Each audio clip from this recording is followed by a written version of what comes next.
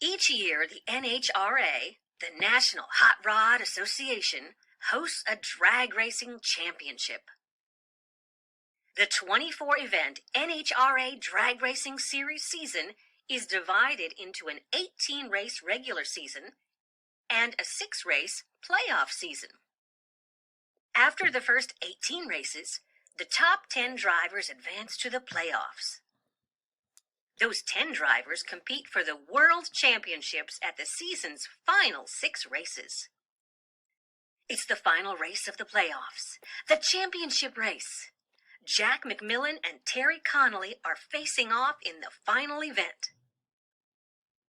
McMillan is driving a DSR vehicle, while Connolly is driving a Hadman, both extremely fast vehicles. Both drivers burn out at the beginning of the race and then wait at the starting line. The yellow lights flash together. Half a second later, the green lights turn on. The vehicles are off, flames shooting out of the sides. It only takes a little over 3 seconds for the vehicles to cross the finish line, and it's close. You look at the electronic timing system to review the split times during the race. Time sensors are located at various points along the course. 1/6 of the way, 1/4 of the way, 1/2 of the way, and 3/4 of the way to the finish line.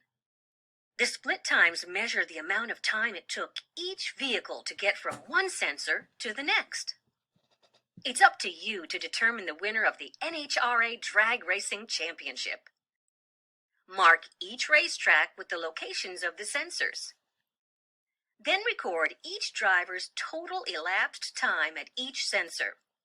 Design a trophy for the winner, customized with his name and total time.